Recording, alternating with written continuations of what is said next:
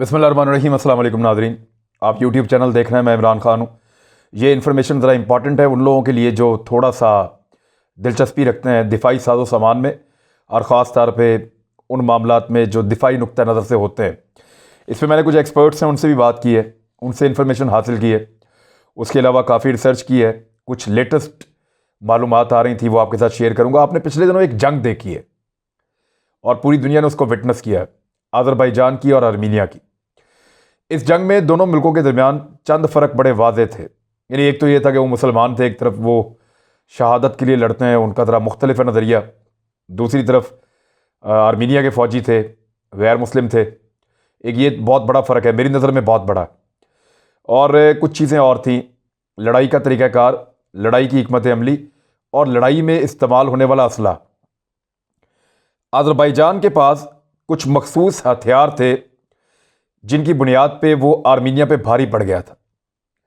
Armenia के जो रवायती हथियार थे वो अज़रबैजान के हथियारों के सामने नाकाम हो गए थे।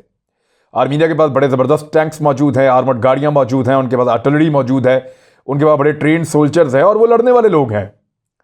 ऐसा नहीं है कि वो लड़ाई नहीं जानते, वो माजी में बड़ा शानदार लड़े हैं। 90 की दहाई में वो अज़रबैजान पे भारी पड़े हैं और उसके बाद भी जब जब झड़प हुई उन्होंने अपना लोहा मनवाया है। लेकिन इस मरतबा अज़रबैजान के फ़ौजी भी वही थे, जज्बा भी वही था, लेकिन कुछ तब्दीली आई उनकी हिकमत अमली में। एक तो उन्होंने अपना लड़ाई का तरीक़ाकार बदला, नई हिकमत अमली, नई स्ट्रेटजी बनाई, और इसमें पाकिस्तान ने और तुर्की ने उनकी बहुत मदद की है। दूसरा, उनके पास इस दफ़ा ड्रोन्स थे। जो सबसे बड़ा फ़र्क था वो ये था कि अज़रबैजान के पास ड्रोन्स थे लड़ने के लिए, जदीद ड्रोन्स, और आर्मीनिया उनका मुकाबला नहीं कर सका अपने रवायती हथियारों से, अपने टैंकों से, अपनी आर्टिलरी से, अपने रॉकेट से। उनको तबाह नहीं कर पाया, उनको फेस नहीं कर पाया। यानी मैंने ऐसे मनाजर देखे हैं उस जंग में कि ड्रोन ऊपर से साथ साथ फिल्मा रहा है, साथ साथ मार रहा है। बाकायदा ट्रेंच के अंदर छुपे हुए जो असला डिपूस थे या असला से लेस जो फौजी थे, जो ट्रेंच के अंदर मौजूद थे, जिनको नॉर्मली आप किसी रॉकेट से, किसी और चीज़ से, इवन आप मिसाइल से भी आप उनको टारगेट नहीं कर सकते, ड्रोन ने उनके सर पे पहुंच के उनको टारगेट किया है और बहुत मुश्किल हो गया उनके लिए बचाव करना। तो फिर आर्मीनिया लगातार पसपाई इख्तियार करता चला गया। इस लड़ाई ने दुनिया को एक चीज़ सिखाई है कि कुछ हथियार जिनकी माजी में बहुत ज़्यादा अहमियत हुआ करती थी, जैसा कि टैंक, अब वो उतना अहम नहीं रहा। लड़ाई अब जदीद हो गई है क्योंकि दुनिया की आखिरी जंग थी जो लड़ी गई है आर्मीनिया और अज़रबैजान में। तो उसने दुनिया को, फौजों को कुछ नए सबक दिए हैं। टैंकों की प्रोडक्शन अब बंद हो जाएगी। अब टैंक एक ऐसी चीज़ है जिसको आराम से निशाना बनाया जा सकता है अगर आपके पास एक ड्रोन है तो। और अगर ऐसा ड्रोन है जो मिसाइल फेंक सकता है या ऐसा ड्रोन है जो फेंक सकता है दीगर हथियार, बम्बारमेंट कर सकता है, तो वो ज़्यादा घातक है, ज़्यादा ख़तरनाक है एज़ कंपेयर टू कोई भी ऐसी व्हीकल या कोई भी ऐसा हथियार जो ज़मीन पे मूव करता है। यानी आप एक रॉकेट लॉन्चर या एक मॉडर्न गोला फायर करते हैं या एक छोटी रेंज का मिसाइल फायर करते हैं या आप गोलाबारी कर रहे हैं, शेलिंग कर रहे हैं, तो उसमें आप ज़मीन पे मौजूद हैं और आपकी जो मशीन है वो बहुत तेज़ी से मूव नहीं कर सकती। लेकिन इसकी जगह पे अगर आपको यही हथियार फेंकने के लिए एक ऐसी व्हीकल मिल जाए जो हवा में उड़ रही है और बहुत अच्छी स्पीड पे उड़ रही है, 200 किलोमीटर, 300 किलोमीटर, 150 किलोमीटर, इवन इससे ज़्यादा तेज़ रफ्तार से उड़ रही है, फी घंटा की रफ्तार से, और वो इसी किस्म के हथियार फायर कर रही है, ज़्यादा एक्यूरेट फायर कर रही है, और उनकी फायरिंग के लिए आपके फौजी का या उसको कमांड करने वाले ऑपरेटर का वहाँ करीब होना ज़रूरी नहीं है, तो आपको एक एज होगा दूसरी फौज के ऊपर। और यही एज था अज़रबैजान को आर्मीनिया के ऊपर। ये वो सबसे बड़ी वजह है, ये वो सबसे बड़ी वजह। बहुत सारी वजूहात हैं, उनका इत्तफाक है आपस में। अपोजिशन, हुकूमत सारे एक पेज पे थे। कौम ने फैसला कर लिया था जंग जीतनी है, कुर्बानी देने के लिए तैयार थे। पूरी कौम एक साथ जुड़ के लड़ी है। उनके सदर ने यूनिफॉर्म पहन लिया था, हम लड़ेंगे और अपना इलाका वापस लेंगे। बहुत सारी और चीज़ें थी, लेकिन ये हथियार इस लड़ाई की एक बुनियाद था जिसने अज़रबैजान को फतह दिलाई है।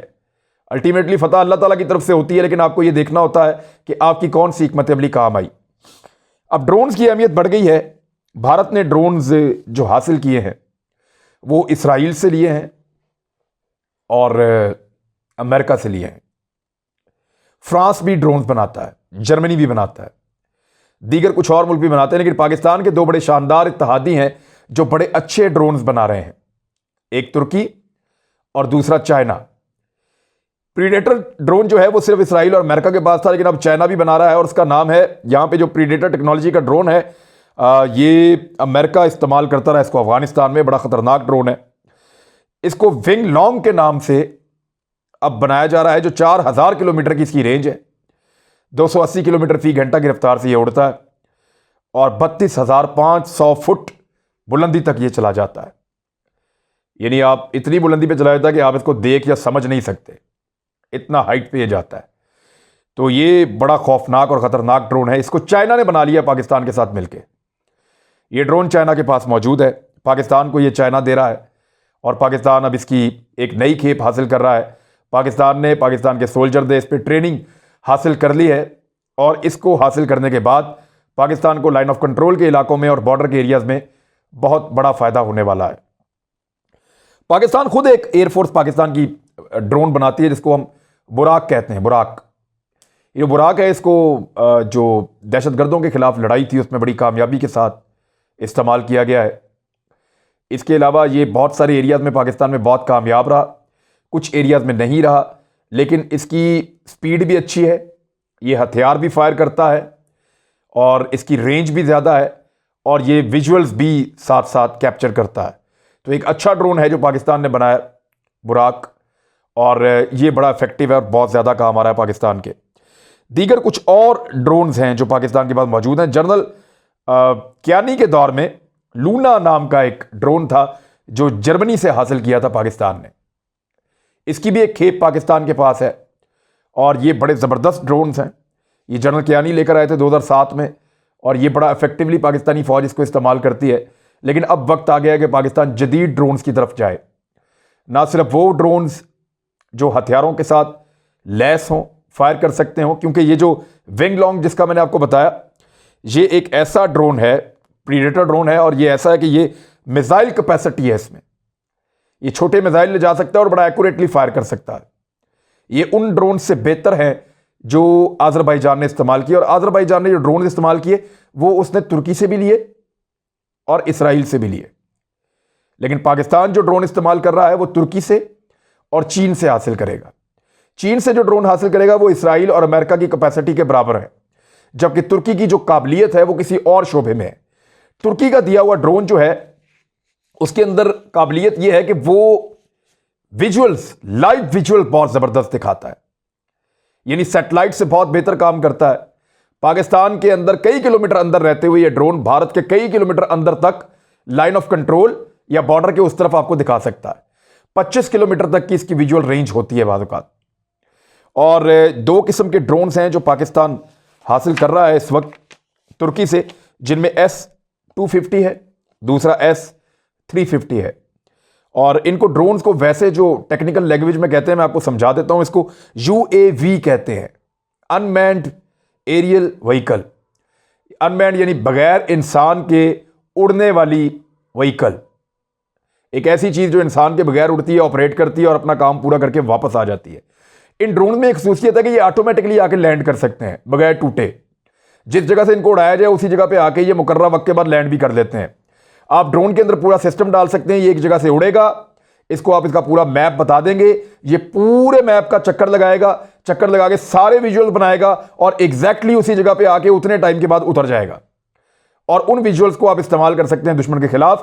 اگر آپ کو نظر آ رہا ہے تو آپ بہت کامیاب ہیں، اگر آپ نہیں دیکھ پا رہے، پہاڑ کے پیچھے، درختوں کے جھنڈ کے پیچھے، ٹرنچ کے اندر کیا ہے، بنکرز کے پیچھے کیا ہے، مورچوں کے پیچھے کیا ہے، اگر آپ نہیں دیکھ پا رہے دشمن کی نقل و حرکت کتنی تیز ہے، وہ کس جگہ تک پہنچا ہے، اگر یہ چیزیں آپ کو نظر نہیں آ رہی تو موجودہ دور میں آپ کے لیے لڑنا بہت مشکل ہے. لیکن یہ ڈرونز ایسے ہیں جو ترکی سے پاکستان ان کا معاہدہ کر رہا ہے کہ یہ بہت دور تک دکھا سکتے ہیں. پاکستان میں ان کے اوپر تجربہ شروع ہو چکا ہے مختلف میڈیا رپورٹس کے مطابق. یہ جو تجربات اس کے بارے میں کیے گئے ہیں کچھ منگلا میں ہوئے ہیں، جو 250 ہے S-250، یہ 150 کلومیٹر تک اس کی رینج ہے. 25 किलोमीटर तक ये व्यू दिखाता है, इसको ये कैप्चर कर सकता है। और S350 जो है दूसरा, इसकी 280 किलोमीटर तक रेंज है और ये भी बहुत दूर तक दिखाता है। ये गवादर में, तुरबत में और मुजफ्फराबाद में इसके तजर्बात हुए हैं। तो ये पाकिस्तान के इन्वायरमेंट, पाकिस्तान के माहौल और पाकिस्तान की दिफाई ज़रूरियात के मुताबिक बड़े शानदार ड्रोन्स हैं और हमारे जो जितनी भी कंपनीज़ हैं, जितनी भी ब्रिगेड्स हैं, वो इसको इस्तेमाल कर सकती हैं आने वाले वक्त में। तो तुर्की और पाकिस्तान की दोस्ती का एक शानदार नमूना है कि प्रायोरिटी के ऊपर बहुत जल्दी और बहुत तेज़ी से पाकिस्तान को ये ड्रोन्स फ्राहम किए जा रहे हैं और पाकिस्तान ने इनके ऊपर तजर्बात भी शुरू कर दिए हैं। चीन के ड्रोन्स और पाकिस्तान के ड्रोन्स तो आप समझते हैं कि कोई दो बात नहीं है। पाकिस्तान और चीन जो करता है, दोनों चीज़ें मिलकर करता है। और ये जो प्रीडेटर ड्रोन्स हैं, इसके बारे में एक मिथ है, मैं आपको बता देता हूं कि अमेरिका के 2 ड्रोन्स गिरे थे पाकिस्तान में, बर्फानी इलाके में, जो अफगानिस्तान पे अटैक करते थे। ये ड्रोन्स जब पाकिस्तान में गिरे थे तो इनमें से एक ड्रोन के पीछे आने वाले दूसरे ड्रोन ने एक ड्रोन को इनमें से ख़त्म कर दिया था, न्यूट्रलाइज कर दिया था, उसका वजूद ख़त्म कर दिया था ताकि किसी की उस तक एक्सेस ना हो। अमेरिका का अगर कोई हथियार गिर जाता है किसी जगह पे तो उस हथियार को वो फ़ौरन तबाह कर देते हैं, ख़त्म कर देते हैं, ताकि कोई दुश्मन उसको लेकर दोबारा उस जैसा हथियार ना बना ले। टेक्नोलॉजी बहुत एडवांस थी और किसी और के पास वो थी भी नहीं। तो वो ड्रोन एक उन्होंने जो है वो न्यूट्रलाइज कर दिया। दूसरा ड्रोन जो है वो फिर आपको पता है कि पाकिस्तान, फिर चीन को, और फिर मिलकर वैसे बेशुमार ड्रोन अब यहाँ पे चीन और पाकिस्तान के पास मौजूद हैं। तो प्रीडेटर ड्रोन जिसको हम कहते हैं, ये बड़ी शानदार एक चीज़ है। और चीन के पास अब स्टेल्थ टेक्नोलॉजी भी है, जिस पे उन्होंने J-20 जहाज़ बनाया है, फाइटर जेट। तो बहुत कमाल टेक्नोलॉजी है और अब ये पाकिस्तान के पास मौजूद है। तो ड्रोन्स के हवाले से अच्छी खबरें हैं, कुछ तुर्की ने दिए हैं, कुछ चीन ने दिए हैं, और ये आने वाले वक्त में पाकिस्तान के लिए बहुत इंपॉर्टेंट है और इनके ऊपर लगातार इस वक्त प्रैक्टिस हो रही है, लगातार इनके ऊपर ट्रेनिंग हो रही है। एक और चीज़ भी होती है, जो ड्रोन्स को डिटेक्ट करने वाली जो सिस्टम है वो एक अलग चीज़ है। वो ऐसा नहीं है कि आपका जो ड्रोन्स को डिटेक्ट करने वाला सिस्टम है वो एयर डिफेंस सिस्टम के साथ मैच नहीं करता, वो अलग चीज़ है। तो वो सिस्टम भी तुर्की बड़ा शानदार बनाता है। तो ड्रोन्स डिटेक्ट करने वाले सिस्टम और उनको तबाह करने वाले सिस्टम तुर्की से पाकिस्तान हासिल कर रहा है, और उसके बारे में भी अभी इस वक्त नेगोशिएशन जब मैं आपसे बात कर रहा हूँ तो पाकिस्तान के और तुर्की के दरमियान चल रही हैं। तो ये कुछ शानदार चीज़ें थी दिफा के मैदान से, और पाकिस्तान की कुछ अचीवमेंट है कि ये जंग के अंदर अब ये ड्रोन्स फैसला कुन किरदार अदा कर सकते हैं और ज़बरदस्त हथियार के तौर पे आने वाले चंद दिनों में पूरी तरह से पाकिस्तानी फ़ौज के पास मौजूद होंगे। तो इस शोबे में पाकिस्तान को अगर किसी जगह पे कोई कमी मौजूद थी तो वो अब मौजूद नहीं है। अपना ख्याल रखिएगा, अपने इस चैनल का भी। अल्लाह हाफ़िज़।